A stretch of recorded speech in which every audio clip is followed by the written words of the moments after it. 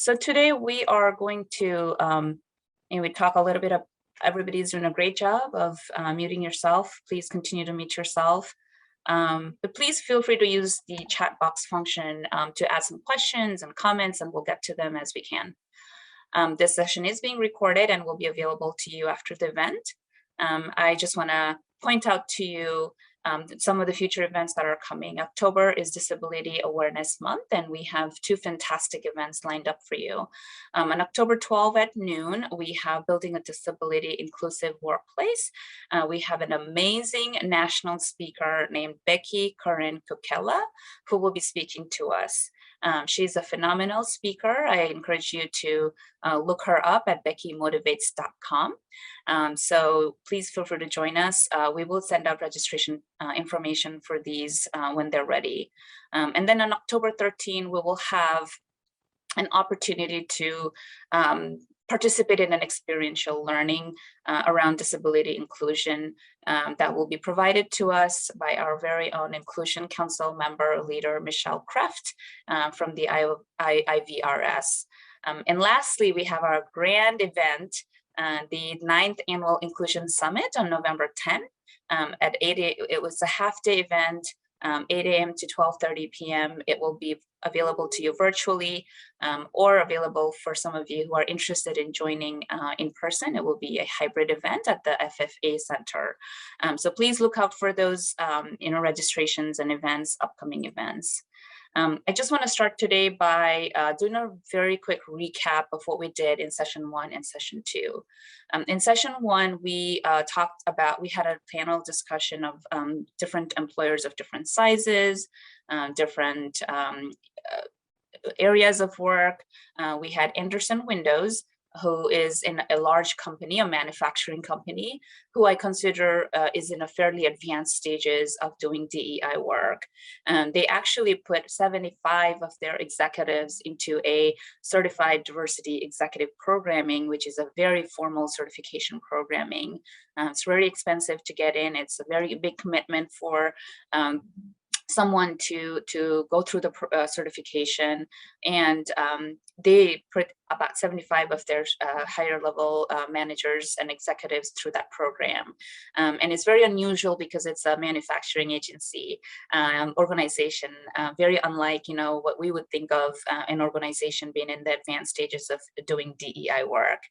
And then we had Girl Scouts of Greater Iowa, who is starting their journey, thinking about how can we be more inclusive? What does inclusion mean for our organization? How does this benefit us, right? And then we had IMT Insurance along in the similar journey, a local homegrown insurance agency who's thinking about how can we do better around DEI. And they've hired their first director of DEI in just the last month or so.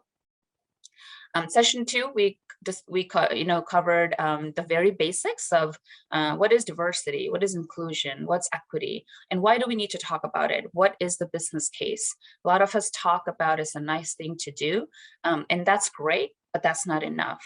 We need to come up with a business case and a business reason. And as much as it's a nice thing to do and a moral imperative, right, in this 21st century, it has become a business imperative. So how do we come up with that? So we talked a little bit about that. And so today we're going to dive a little bit deep around strategy development and implementation of DEI strategies. So we talked a little bit about what diversity is, that it's not just race and ethnicity, that it's wider, and we need to think about diversity in its widest possible sense. A lot of times, and sometimes in the work of diversity, equity, and inclusion, let's say sometimes white men feel excluded, right? They feel like this is not for me. And I say to that if anybody, no matter who they are, feel excluded from the DEI work that you are trying to do, then we're not doing it right.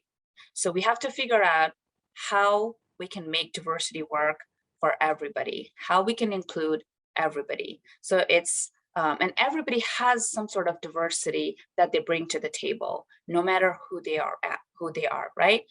Depending on your family status, depending on your education status, depending on where you were born, depending on if you're a caretaker, single dad, single mom, all those things is a different, unique diversity that you're bringing to the table. And so we kind of talked about it, diversity being a mix of differences, not just race and ethnicity, but a wide range of differences. And I like to think about that as the ingredients for the cake mix. And we've all tried to make a cake, and sometimes it comes out great and sometimes it doesn't. Well, that's inclusion. We talked about inclusion as being a process of bringing together and harnessing these diverse forces and resources in a way that is beneficial to us. And inclusion is seizing that opportunity, I say in my words, to unleash the power of everyone to create the collective superpower, which is what all employers want their employees to do. Right? We want our employees to bring their superpower every day so we can make the best use of their superpower every day to benefit the business. And so it's about making the diversity work, right? Making the mix work so we get the best cake. We also talked a little bit about the difference between equity and equality, which is fairly misunderstood or at least talked about. The good thing is, since last year, there has been a little bit more attention and awareness around the concept of equity. And so we're all in this phase of learning what equity is. And there's a lot more for us to figure out what it is and how do we, have equity-centered organization. How do we have equitable policies, things of that nature, right? And so we have made equity the theme of our summit last year, and we are continuing that journey of making equity the theme of our inclusion summit on November 10th this year as well, just because it's a brand new topic, just because there's so much for us to learn and dig in, and we want to bring world-class thought leadership to you around equity. Then we use this image to learn a little bit about what equity and equality is. So we talked about equality that refers to uniform distribution of resources and opportunities, right? So in theory, it sounds fair, so that we're all gonna give you the same things. We're all gonna give everybody the same thing. In our own organization, that does sound kind of fair, right? We're all gonna give you the same policy. We're all gonna give you the same desks and chairs. Well, that's really not fair, because equity, on the other hand, is recognizing that each person has different circumstances and really need different resources to be successful. And so that's really what equity is identifying what each individual needs to make you become successful. So what kind of table or desk chairs might you need to be feeling comfortable to work 8 hours in a day? You consider, right, most of our computers and desks and mouses is designed for right-handed individuals, right? But if you're a left-handed person, you just need slight accommodations. But if you are needing a ball to sit in, if you need a stand-up desk to work more effectively, those are things that's individual to you. So you can be more productive in the 8-10 hours that we are spending at work. So we use this image to kind of understand the concept of equity and equality a little bit more. On the top part of the screen, you see that everybody is given a bicycle. It really doesn't matter whether you're a tall person or short person, whether you're in a wheelchair. So trying to give everybody the same thing is really not fair. Well, in theory, it sounds fair, right? So equity really is saying, what size bicycle do you need to be successfully ride this bicycle? What accommodations or changes do we need to make in your bicycle for you to enjoy the bicycle and to be able to ride the bicycle, right? So that's kind of what we talked a little bit about. I'm just recapping a little bit of what we talked. I do see there are 2 things in the chat, which I don't need to really worry about for now. If you have any questions or comments at any given time, please feel free to continue to put them in the chat box. And then we talked a little bit about the key drivers of diversity and inclusion in the workplace. So why do we even need to do this? Why do we need to talk about it? So we talked about the fact that there are EEO laws. There are some laws that we need, and actually there are more laws like laws related to pregnancy, laws related to equal pay. So there's lots of different laws in general that we need to comply with. So those help us really in preventing lawsuits, legal fees, and preserving our brand value. But then we also talked about changing demographics, which in my opinion is one of the biggest drivers of change, okay? And we need for diversity, the work of diversity, equity, and inclusion. Give me just 1 second to change my screen setting here a little bit. Okay. So, and I apologize that I haven't had an opportunity to update this with the latest census data that have come out. But as you can imagine, it's probably going in a certain direction, right? So this graph shows us the progression of decrease in the white population and increase in other populations over a period of time. We look at the projected growth by racial groups in the US, and there is only one population, one race, whose population is not growing. In fact, their population is declining. And that's the population of white race, right? Now, what does this mean for you and and for your business? So if you have always looked into just one group of pool of talent for your talent acquisition or for marketing, well, in the next 20, 25 years, as you can see, that's just not going to work, right? So how do we look into the changing demographics and data and say, who are we missing? Who are we not marketing to? Who's our future talent going to be? What do we need to do to attract them and keep them, right? So changing demographics, in my personal opinion, is one of the strongest reason why we have to be in front of it, proactive and not reactive. So we talked again also a little bit about the business case for diversity, and companies like McKinsey and Deloitte have done years and years and years of research and have empirical evidence now that companies with more diversity are more profitable, bottom line, period, right? Companies in the top quartile for ethnic diversity are 36% more likely to financially outperform their peers. The case for inclusive culture. This is from Deloitte, that inclusive organizations are 2 times as likely to meet or exceed financial targets. They are 3 times as likely to be high performing. They're 6 times more likely to be innovative and agile, and 8 times more likely to achieve better business outcomes. So these are done, again, research-based empirical evidence that we've seen over and over. So let me just go to my full screen. That I apologize, I didn't realize that. So at the end of the day, diversity and inclusion are just key to our healthy business. It's related to talent. It's related to talent attraction. Again, who are we going to get in the future? Who is our workforce and who is our future workforce? I think I missed one slide that had millennials in the workforce. So as you know, the high number of percentage of our workforce in the future are going to be millennials. And actually 75% of our workforce are going to be millennials. So if you know much about millennials, they have certain values that they stick with. They are going to ask you tough questions during your job interviews. It's not just employers seeking employees anymore.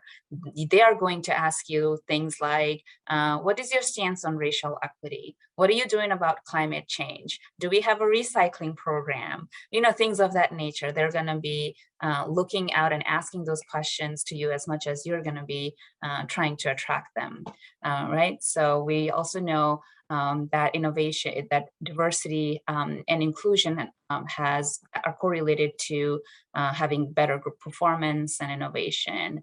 And then eventually it's your corporate responsibility strategy where, there's again, companies who are doing well in this area are able to attract talent.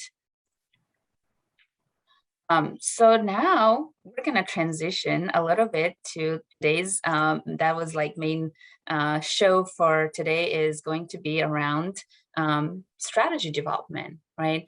So these are, in my opinion, the steps and some of the things that we need to consider in our DEI strategy development.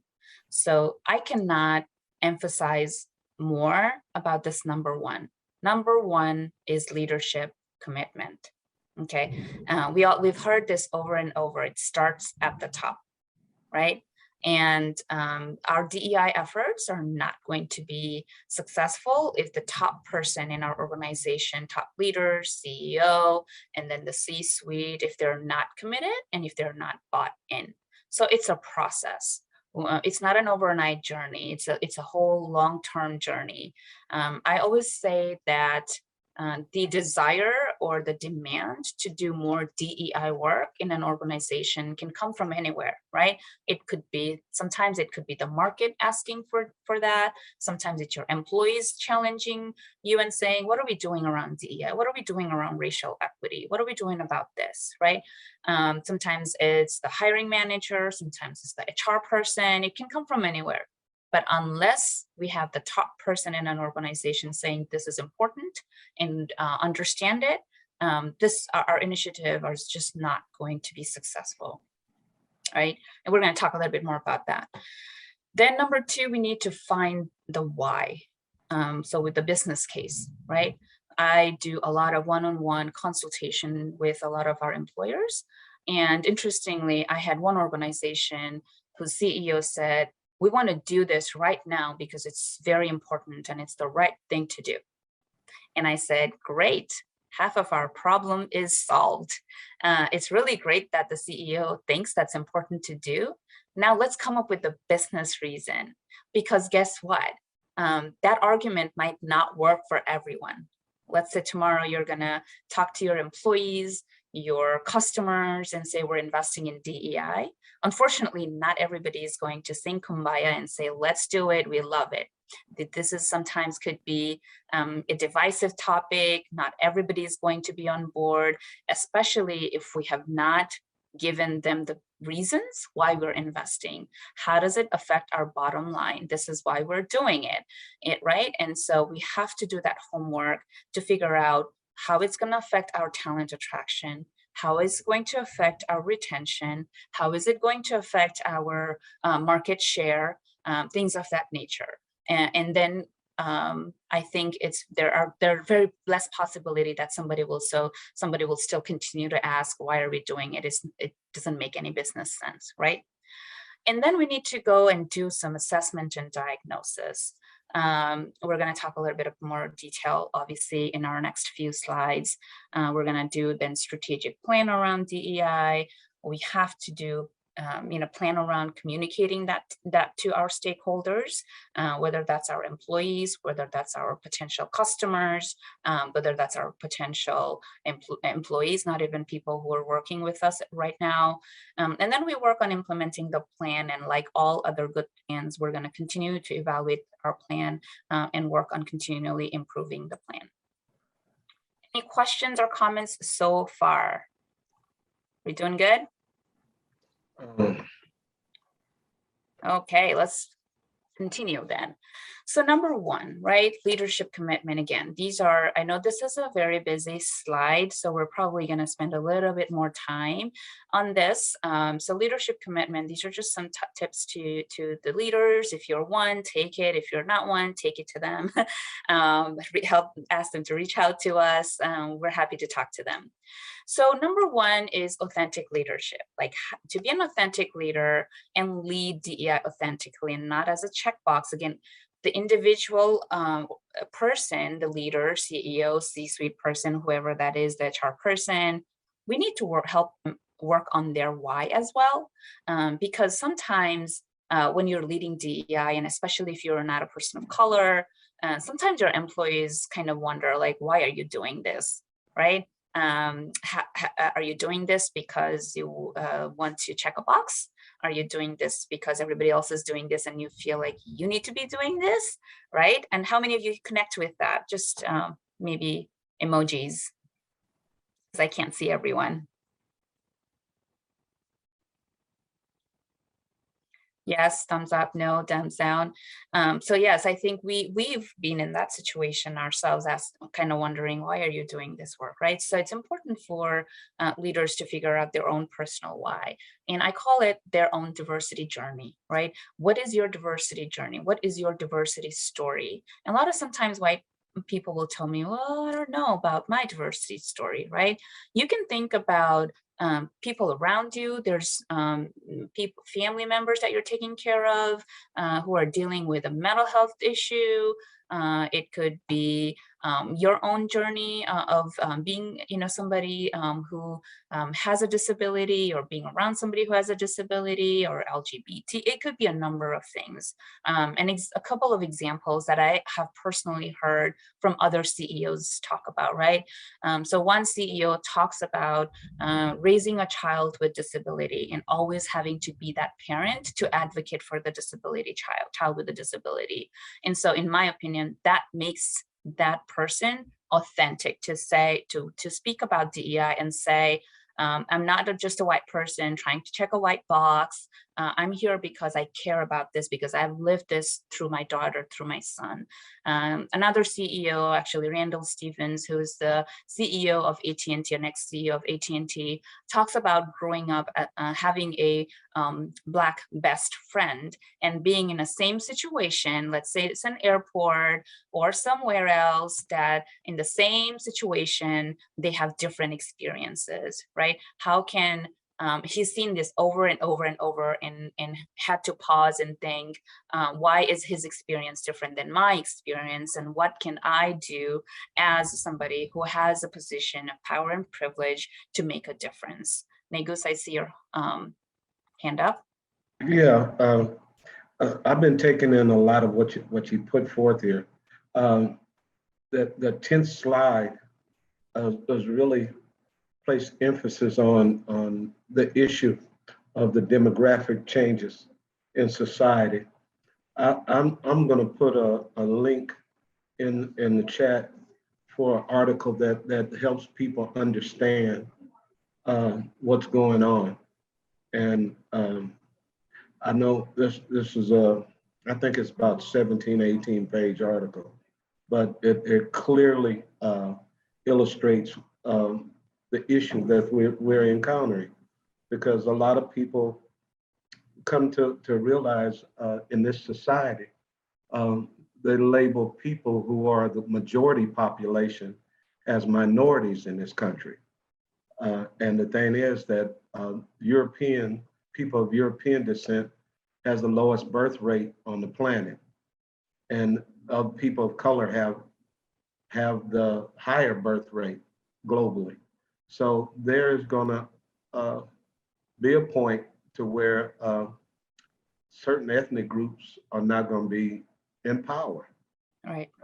And to realize that, I felt that this was a article that was necessary to place into this chat box so we could all move forward. Yeah, sounds good. Well, thank you for sharing that, Nikos, and we'll make sure that we put that link in your follow-up notes as well. So continuing our, leadership tips for our leaders. So once you find your why, and you all who are attending today, you could do this for yourself, no matter where you're sitting in an organization. If you want to be that champion, which I'm guessing you are, that's why you are here. So this is just a little tip to figure out, your why, your personal why, and communicate that in an authentic way. And then be on the quest to learn more about DEI in everyday life. Like other topics, this is a topic, in my personal opinion, a lifelong journey, and there's no end to it. And we will continue I will personally continue to learn about this until the day I die. There's something new I learn every single day, and I hope that's the same for you. But without taking an extra effort to pick one book that's different around DEI, then you've always picked one article, one movie, one show that has different cast members, things of that nature, to be on the quest to learn more about DEI in an everyday life. We have to evaluate and expand our network. In my personal opinion, we can read all the books, we can watch all the TV shows and documentaries and read all the articles, but if we have real people around us who have those diverse experiences and different experiences that are different than us, I think that's the most meaningful, and that's the best way to learn about diverse groups, other groups, and really empathize with them. And so that means going out of your comfort zone and going to events that you always don't go to, going to neighborhoods that you don't always go to, asking, right? It's difficult to do some of these things, but that's how you will grow. We will grow. And then make DEI a priority in our organization. So a lot of times I say, and eventually, not at the starting, at the beginning, eventually it's best practice to have a dedicated individual lead DEI. I always say that you, in an organization, you're not going to have an accounting department without somebody leading that department that has the education and the background to lead that, right? You're not going to have a marketing department without a person leading marketing department, and this person having the right educational background and experiences to lead that. So I'd encourage you to think about DEI in the same way. While many of you are in the beginning of your journey, and this is not something you can do right away, this is a longer term strategy to think about. To be most successful, we need to have someone leading this within our organizations. And then we need to stay involved. It's not to say, oh, I hired someone and this is Sanjita's job, and that's not going to happen anymore. So there's an interesting conversation around what does CEOs today and in the past are different, right? How are they different? In the past, CEOs and senior leaders could just do their numbers and their basic, if it was profitable, if the company's profitable, if they're good at the business, they'll probably be deemed good CEO, right?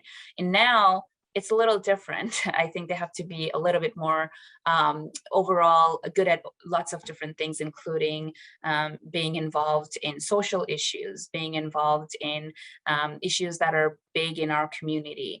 CEOs we're demanding a little bit more from CEOs and senior leaders to be aware about the inequities in our community, to care about things like racial equity and justice and climate change. And so we have to stay involved and show up authentically as much as we can. If we're not attending those internal meetings around DEI, we're missing out. And then make sure the DEI leader has all the resources and support to effectively lead DEI. This is not a token position. We cannot say, oh, we hired Negus to do the job, but Negus is not supported. Negus is not sitting at the right table. Negus doesn't have the right resources to be successful.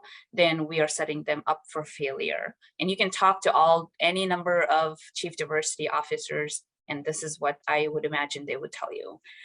Again, I think I talked about making sure the DEI has the seat at the right table and have regular connections with the leader of the organization.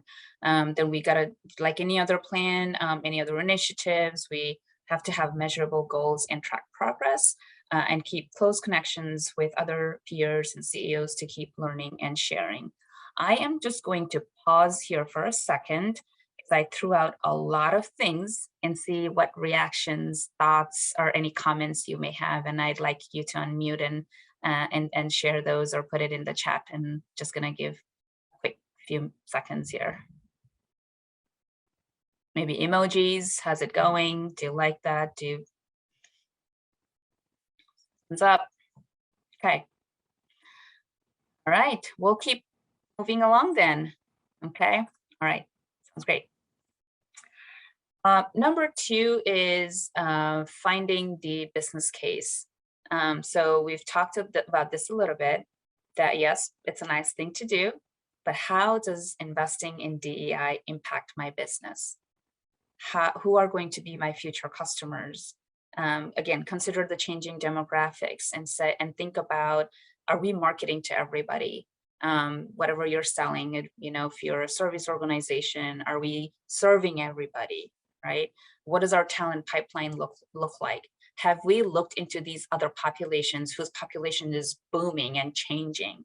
Like, how can we build relationship with them to make sure they know about us? How can we change the language that we're speaking that they can connect with us? How can we make our mission of our organization that they can connect with us? How do we understand them, right? So these are the business case, in my opinion. I always say, if you're a for-profit organization, I say, whose money are you leaving at the table?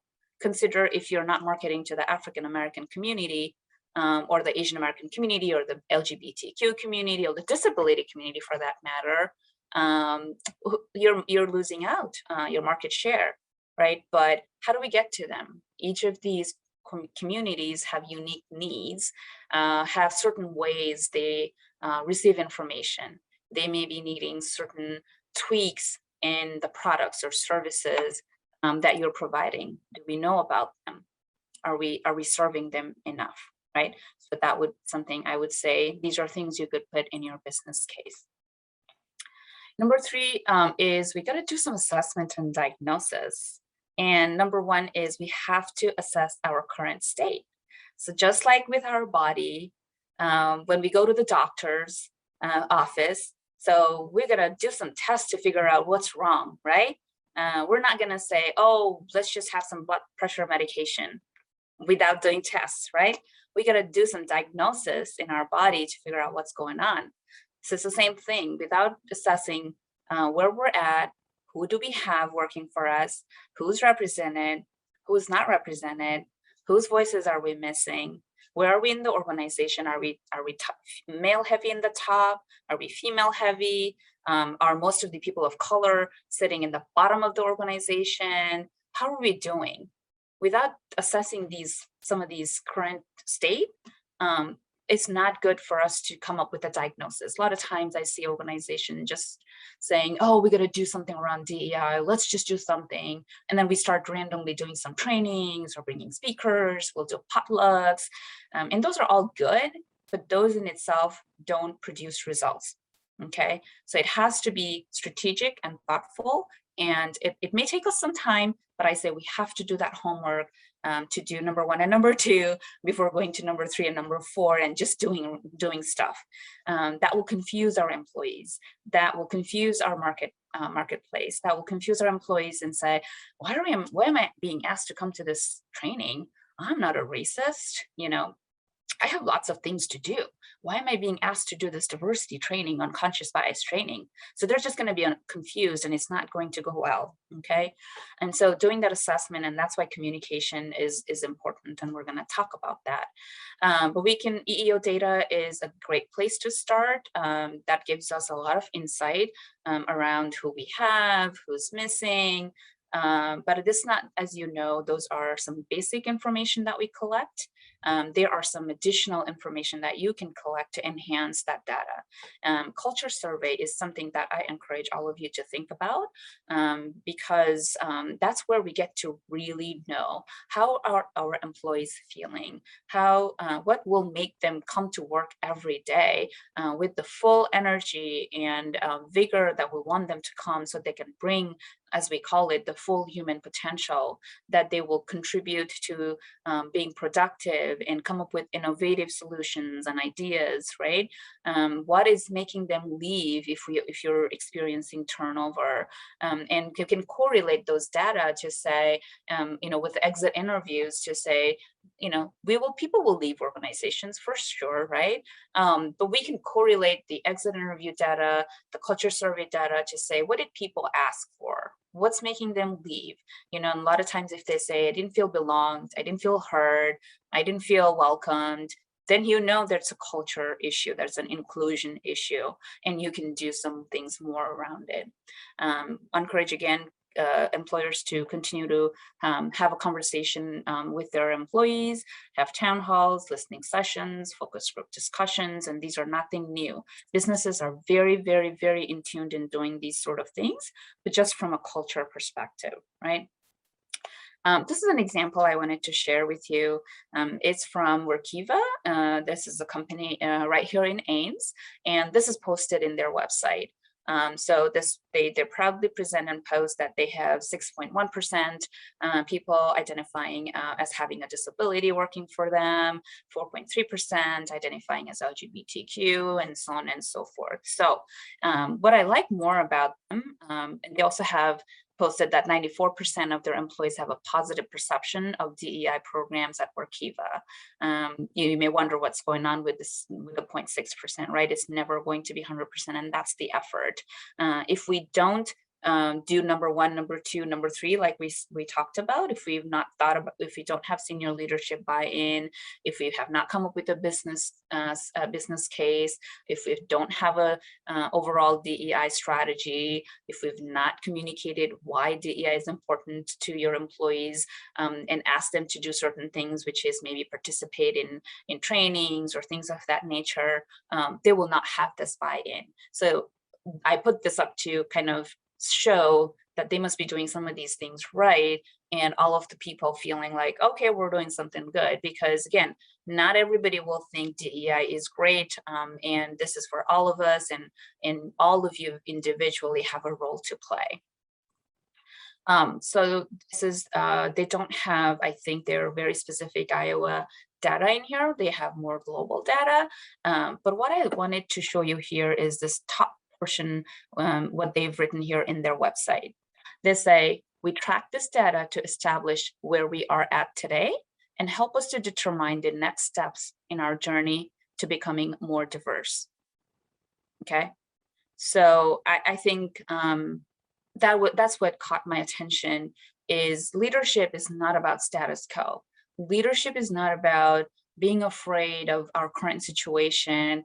Oh, we don't have, you know, enough diversity and we'll look really bad, so let's not put our data. Well, it's an accountability tool, right? If we find some of our information, and if we look the same in probably 5 years time, then I would be a little bit concerned. But leadership is not sweeping things under the rug and pretending everything is going well, right? Leadership is saying, look at our data. We're doing great here, but we're not doing so great here.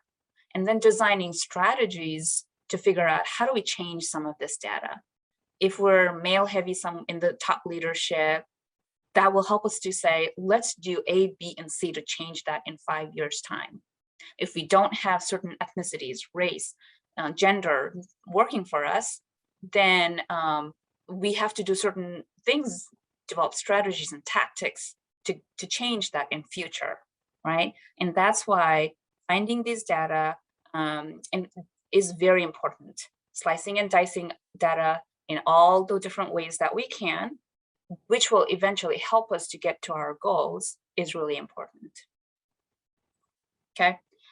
All right, moving along. So by now we're in our step 4, where we're going to design our DEI strategy. There's some prerequisites to that, as we talked about. So by now, our senior leaderships, the CEOs bought in, our senior leaders are bought in, our C-suite managers and board members and other stakeholders as needed are bought in. We've done the homework to figure out our business case, not just, oh, it's a nice thing to do, but how it's going to affect the bottom line of our business. We've communicated that to our employees and our stakeholders, that we are going to be prioritizing DEI, and these are the reasons why. And the top person has talked about it. We're going to require you to do A, B, and C. We're going to require you to do more learning. We're going to offer more training, things of that nature. For senior managers, lots of bigger organizations, corporations have goals tied to DEI and their performance evaluations. And a lot of times their bonuses are also tied to those performance goals. Okay, so that's another way of making it accountable. And at this time, then we can start building in our internal DEI committees or councils to do some of this legwork. And this time, you can also hire a consultant to help you with the process or build your strategy in consultation with your committee. So again, continuing the DEI strategy. So all organizations, I bet every single one, 34 of you in this call, 33 excluding me, you have some sort of strategic plan guiding your work, right? Whether it's marketing, whether it's overall business. So I encourage you to think about inserting DEI goals within each of those in your strategic plans, right? Identifying your business case, we've already identified the business case to explain why. So the strategy paper can have some of these components that we've identified the business case, and then we've aligned our DEI strategy with our overall business strategy.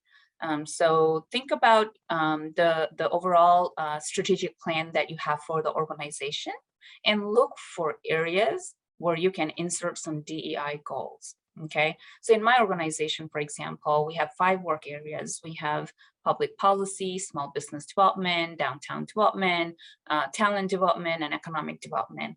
So each of our team leaders went through an exercise together with me to say, what kind of DEI goals can we have in each of our work plans? And I met with them. We have to meet with them where they're at. Some of them are, if they're in an advanced stages, they may have a little advanced goals.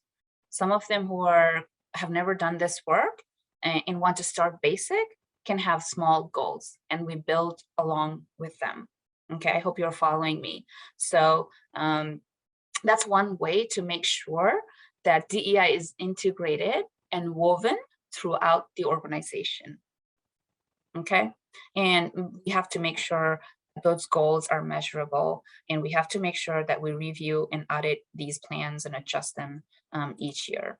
I have some examples coming along, so we can talk about them. In your DEI strategy, I also encourage folks to think about, first of all, let me go back, to look at your company's mission statement or your value statement, right? Or your core values. So if you don't have anything related to DEI in your current company's mission statement or value statement, I encourage you to do a couple of these things. One, you can add DEI as your core value, okay? Or you can come up with a diversity statement. So in my organization, inclusion is already a core value. And so anytime any of our stakeholders, employees, future employees, board members, investors are asking us, why are you doing this work? Aren't you supposed to be doing X? Stay in your lane. This is not your lane, right? Then we come back to our core value and say, we're doing this because inclusion is one of our core values. And that's the reason why we're doing it. And that could come for you as well. People could ask you why you're doing it. You might have some employees, some stakeholders, some customers leave you if they don't agree with what you're doing, right? Again, having that diversity statement or revising your core values, adding DEI as core values will help you to formalize and your intention or your desire to do DEI work, and really share with your stakeholders internally and externally, this is important for you. And this will communicate to also future employees when they're looking for jobs. A lot of times, I get this question a lot in our job applications. How can we make it more attractive to diverse audiences, right? And so I as a person of color, if they're in the job description or position, I see that we are looking for diverse individuals to apply, minorities are encouraged to apply, this is our values. It gives me a signal that you want me. It gives me a signal that you are aware about DEI. It gives me a signal as a diverse individual that you have been doing some sort of DEI work in your organization. And when I come join your organization, I will not be alone. I will not feel excluded. I will feel welcome, and so forth. So it's just one more tool in the toolbox that you can use. So this is an example from a very unusual place. You can Google, diversity statements, and you can find a bunch of them. But I picked this one because it comes from a very unusual place, and that's the CIA. I don't know how many people of you think of CIA in everyday, life as an organization that's very inclusive. But if you think about the work of CIA, it's global, right? They need to understand the global context in a different country that they're operating in a different culture, in a different language. And so they have to really be aware of a lot of these cultural nuances and the language and all of that. And so their statement says, at the CIA, we are striving to build a workforce that reflects the world in which we live and a workplace where all voices are heard, respected, and valued. Our national security mission demands a broad range of perspectives, ethnicities, backgrounds, and experiences. We've seen how an inclusive culture fosters new ideas, inspires innovation, and leads to success. At the CIA, we don't just leverage diversity, equity, and inclusion, we embrace and celebrate it. Okay. So as a person of diverse background, when you look at this in the website, I feel like it will tell people of diverse backgrounds that they're aware of diversity, that they know the value of diversity in the workplace, and they're doing some internal work around diversity and inclusion. They actually go on to say, and my slide is, okay, not advancing, CIA must attract, develop, and retain a diverse workforce to ensure success in an increasingly complex global environment. By ensuring that every CIA officer is able to bring a full range of perspectives, experiences, and talents to our mission, the agency will be better prepared to address intelligence challenges and support its customers. So that's something you can Google diversity statements, and if you're doing internal work, there's some examples depending on your own industry. Again, it's very important for you to personalize it. Don't copy somebody else's. Think of what industry you are in, think of how it's going to be valuable for you, and put those things in your diversity statement. Okay, so we talked about making sure that DEI is woven throughout the organization. So don't think about just, oh, let's have more diverse workforce. Let's have diversity in the workforce. That's one strategy. That's not in all. So we have to think about how do we weave it throughout the organization in everything we do, okay? You can evaluate all the different departments, their work plans, and see what DEI goals can be added in each of those areas. And I don't have to tell you, all of you, this, just a good reminder that when you're making those goals, make it a SMART goal, right? Don't just, so I give you an example here of, bad goal would be, oh, we want to increase, we want to have more diversity in our workforce. Well, that doesn't tell us a lot about how are we going to measure that, right? Instead, a SMART goal is specific, measurable, attainable, realistic, and time bound. So something like, we want to increase diverse workforce representation by 10% by 2020. Now you can, if you have your baseline data, as we talked about in our data collection, then you can do certain things. We can put tactics and say, this is how we're going to measure it. We had 10 Black African Americans working for us in 2020, in 2022, we have 20. Things like that, okay? You can slice it and dice it in many different ways. You can even go even granular to have those goals by race, by ethnicity. We have nobody who has a veteran background working for us. We will do some very specific things to attract them because we need their voice at our table for our industry, for example, right? Things of that nature. You can go granular and create those goals and strategies for you. Now, this is a framework that I love and use, and I think it helps us. So I call this the workplace, workforce, and marketplace. It's usually three of them if you are and then you can have a community strategy. So if you think about strategies around workplace, strategies around workforce, strategies around marketplace, and strategies around community, you will most likely have a very overall DEI strategy. So I'm going to give some examples here. We're going to go into each one of these. So what are your workforce strategies? So your workforce strategies are looking at your talent. Who's working for us today? Who are we missing? Whose voices are we missing? Again, if we haven't tapped into the LGBTQ market, if we don't have enough LGBTQ working for us, how are we going to know the community?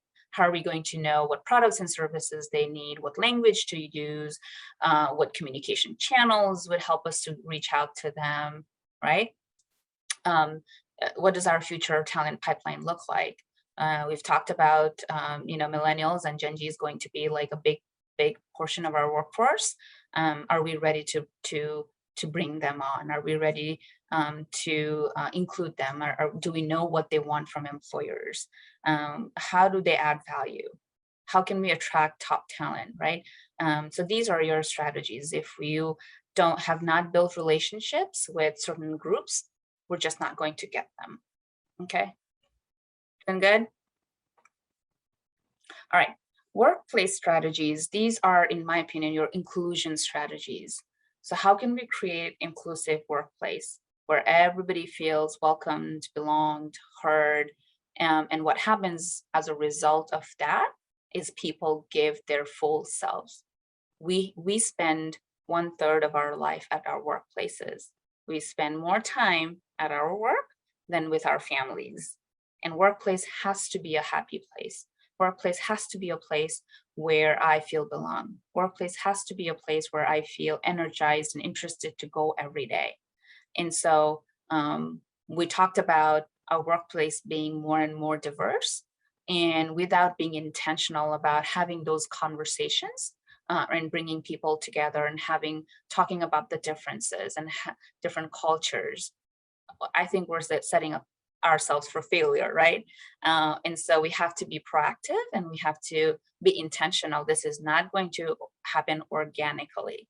And this is why DEI strategy is important. It's not going to happen organically. We have to create those spaces. We have to understand. We have to make sure we understand, again, through those culture surveys, we get to know what people are looking for, what would make them come to work every day, what would make them happy. And we can put those things in the workplace. This could be fun things we do, and there could be learning that we do around DEI as a group, the trainings, discussions with team members, having inclusive policies. How can we create a workplace that everyone can thrive? So these are things we can have in our workplace strategies. Questions, comments? Done good?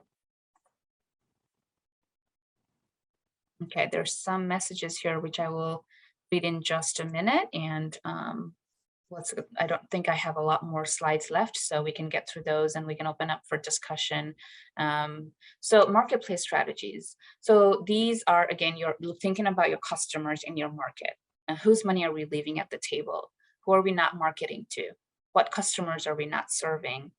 What market is left untapped?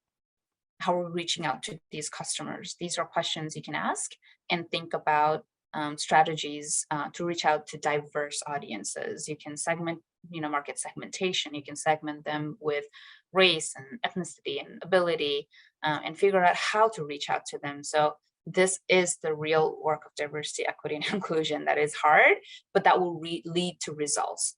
Being very intentional about all these three different things, you are bound to have top talent. You're bound to reduce turnover.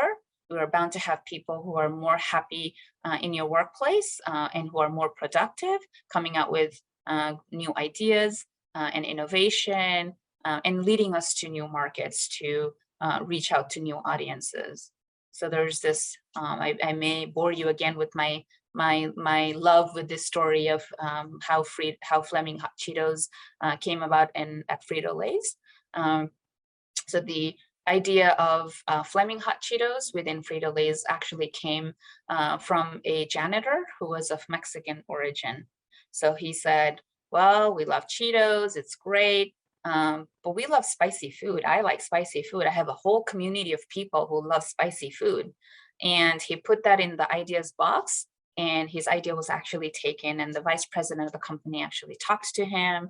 Obviously, they must have done market research and testing and all of that to come up with the product. But now we know that it led to a multi-million-dollar industry for Frito-Lay that also gave birth to a whole host of other spicy snack items. Okay, so I say, just by having someone who thinks differently, who eats differently, who's from a different culture, they were able to go to a completely untapped market with a product that they benefited from. So think about that in your own organization, right? Campbell's Soup, the idea of that healthy harvest soup line actually came from 3 females working at Campbell's Soup who were very health conscious. So just by having somebody who's come completely different thought and needs and wants, they were able to come up with a whole new line of product for Campbell's Soup. So there's tons and tons of other examples. So just giving you a quick example of how marketplace strategies that, going to new markets, how DEI, working in diversity, being intentional about this work can help you to reach to new markets.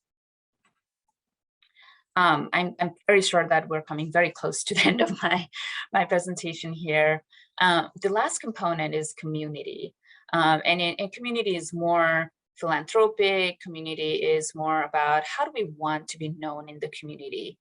This is more of your corporate social responsibility aspect, but also where are our philanthropic dollars going? Again, like I said, our future employees are asking these questions to us. If you have a diversity statement in your website or a rainbow flag at the door, but you don't have any concrete things to show that you're actually doing these work and making an impact, people are not going to believe in you. People are not going to spend the money with you. People are not going to come work for you, right? And so being intentional about, walking the talk. If you have a diversity statement, if you say we believe in diversity, if you have a rainbow flag at your during June or all, at any given time, that people are wanting to look for those evidences anymore. Okay, so evaluating where those philanthropic dollars are going. Are we being equitable in our giving? Are we intentional about working with diverse vendors and suppliers? That's a whole different topic that we are happy to share with you if you're interested. You can look at all the ways that you spend money in your organization, including small things like where do we get our coffee from? Who are we hiring to do our grounds maintenance? Who is cleaning our bathrooms? To bigger contracts. Where are our bigger contracts going? Where are we selecting from? Who are we getting from? And by evaluating and looking and doing, being very intentional to say, we want 10% of all of our suppliers to be diverse. We want, if you spend $100,000 every day, we want $10,000 at the minimum to go to diverse vendors. That's the real hard work we got to do if we want to really do DEI work, right? And it's intentional, and that's why it requires a full-time professional doing this work if you really want to make a difference. You may have heard after last year that lots and lots of big companies like Coca-Cola, Toyota, Chase Bank, Bank of America, they pledged big amount of money to go towards their diverse vendors. They have pledged, some millions of dollars to go to diverse vendors. And this is one concrete way that you can actually make a difference right away. So not just being stuck with, buying lunches from diverse vendors for office parties and lunch meetings, but also thinking about those big contracts. And it takes hard work and it takes time. Sometimes we have a different view of who can serve us and who can supply to us. And they may be some disconnects, but we can groom these smaller suppliers along the way so they can start doing business with us, and maybe in 2, 3, 4 years time they will be ready to supply to you. Okay.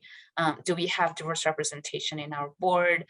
So these are some things that you can think about in the community aspect to have an overall DEI strategy. So we've talked about a lot about the different steps and different things to consider.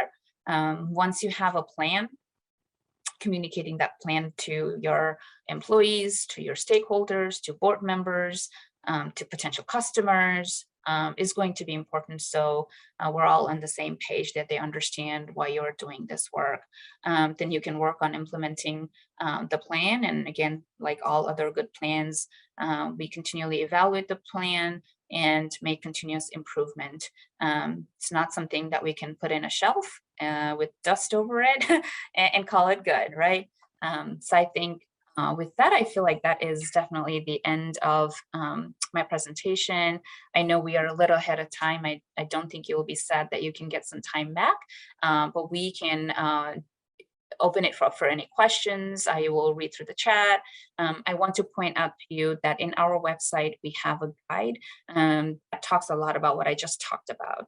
If you want to download the guide and use the guide, you're welcome to do so. If you search in our search bar, search DEI Strategy Guide, you will be able to find the guide. So it has a lot of the information I talked about today. Like I said earlier, we provide one-on-one consultation to our employers, our investors.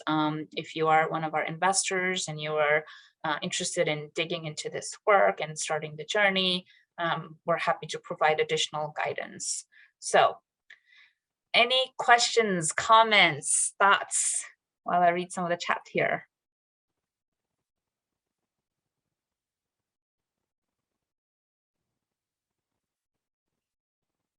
Don't be shy. It's a safe space.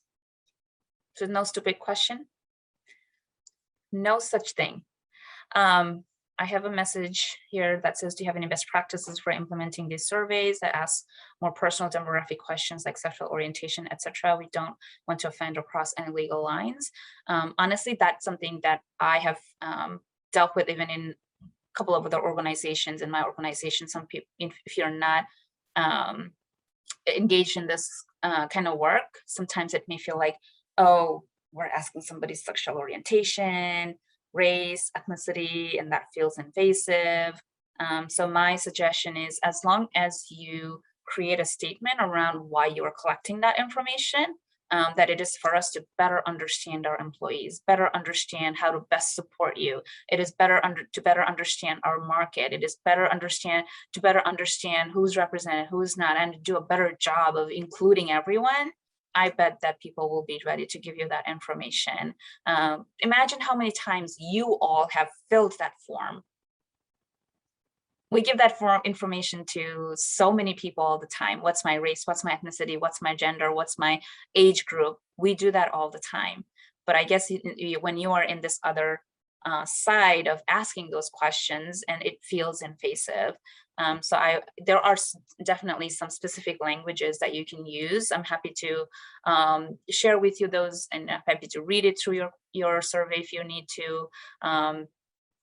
So yeah, I hope that answers that question that we had. Yeah. Sanjita, it's Tim. I'd add on there, if you let people know it's voluntary and that you're going to keep it private, that you're just trying to get a good picture of your employee group, most people are willing to do it if they know that's how you're going to do it and you're going to keep it protected. It's just same thing when you're trying to find out about disabilities. People, will share if they know it's going to be protected, that you're using it so that you can better serve your employees as well. You don't get the resistance. Right. And most of you might have your legal department run it by them. That's another good step to take, just to be sure. We're doing that with our farmers market and World Food Music Festival vendors, right? So we're in the journey too, like all of you. And I asked we think we have very diverse representation in the farmers market, just for an example. But unless we collect that data, we cannot tell that story to say 80% of our diverse, our farmers market vendors are diverse, right? Just to give you an example. So you can better tell that story too. If you think you're diverse, you'll have concrete information and data to share that story, but also, as a accountability tool for your own self to say, oh, we thought we were diverse, but here we think we're lacking here. So using that information to do better. Anything else we can talk maybe briefly, and I think you'll be so happy to get some time, some of your time back today, Negus. I just want to piggyback off what Tim brought forth about people with disabilities and the Americans with Disabilities Act that was signed to help accommodate people with disabilities and labeling them as a protected class. But the thing is, today, we also looking at untapped talent. There are people that are not labeled as protected or vulnerable classes that are out there that you can reach and could be instrumental to your organization. So the thing is, just like was a question that says, who are you recruiting or where are you recruiting? And I'm gonna use the old adage that my father taught me. He said, if you fish in a pond all the time, you're gonna catch certain fish in that pond. But if you go out and go fishing somewhere else, you might find something that you never ever could imagine that could step into your organization and bring major change. Because a couple of weeks ago, I was watching, I think a couple of months ago on 60 Minutes, they had some organizations that were recruiting autistic people. And these autistic folks sometimes look at things differently than what other people do. And this one individual who was autistic ended up creating some new instrument for NASA, just because the way this individual looked at something. And scientists had never seen it before until this guy came up with this particular idea. So, like you said, you don't know, there's so much talent out in the world that's untapped. It's sickening. It really is sickening. There's so many people that have so many great skills that could come in and change the dynamics of your organization. Yeah. And I just want to add, thank you for adding that, Negus. I just want to add that this is a lifelong journey, and we didn't really get to know where you sit in an organization, but no matter where you are, you can be an influence of change and champion, whether you need to take this up or down or work with other people. Sometimes I feel like when I say some of these things, people are like, whoa, there's a lot to do, and get scared. And that's not the purpose, obviously. It's just for you to know that's more of a methodical and progressive and a strategic way of doing this, rather than just saying, oh, we need to do something around diversity. Let's do it a training, let's do a potluck. And people will have what we call diversity fatigue if we continue to do activities and things around diversity, but we're not able to show the real results around retention, talent attraction. These are metrics. That's why you need to put metrics and data and measurement to tell that story, and nobody can argue with that at the end of the day. I'm inclined to believe that organizations that keep the status quo the way things are, they will be left behind. 100% with you, Negus. That's what I say. Eventually, they will be irrelevant, is what I say. Absolutely. So, yeah, because people are not going to be able to work for them. They will come and join you, but they'll constantly leave you if they don't feel heard, belonged, and valued, no matter where they're sitting in an organization. Nobody wants to feel excluded. Nobody wants to not have the voice. And there's somebody sitting in I always say, think about a meeting and somebody has an amazing idea, but are afraid to share. You will lose that Cheetos idea, the $1 million Cheetos idea, if you never had that platform to share. And the great thing about that story also is, what if at Frito-Lay that we were only taking ideas from a certain level in an organization? What if we said, oh, janitor, I don't know if this idea is going to be great, right? That's the inclusion story, real inclusion story to me, that no matter where it came from, no matter who he was, his idea was taken equally, given the same seriousness and thought, if it had come from a senior table. It was a lady from where I grew up in Texas who had a recipe for a syrup that her great grandmother had handed down. And for years, she went to different businesses trying to get her syrup on the market. And she ended up going to a Denny's restaurant. And she bugged them for 3 years until they finally tasted it. And they tasted her syrup. And now anytime you go to Denny's, it's her grandmother's recipe on that syrup that they have there. So it's just, it just shows you. People have all kinds of things that might be in your own home, or family gifts that's been handed down to you, you know, and it could come in and change the dynamics of your business. Yeah. I'm going to put one of my friend here on the spot, Eric, to unmute and share your thoughts around the survey. You bet. I sent this over just a moment ago in case there was a time or space to share this with everyone. But as you're thinking about the demographic information, and we're thinking about gathering all the insights, I typically have utilized the resources through the Human Rights Campaign as you're thinking about helping identify in the way that makes sense to certain communities. They've got great resources on how you might ask those questions. So go to the HRC site. You can take a look at that as you begin your journey. Other organizations, one called Disability In, very similar to LinkedIn with the two, the IN at the end. They've got some additional resources there, and I think that's a great way as we're thinking about creating the spaces and places for diverse talent to thrive here in the Des Moines Metro. It's really thinking about how do we leverage those best practices and resources.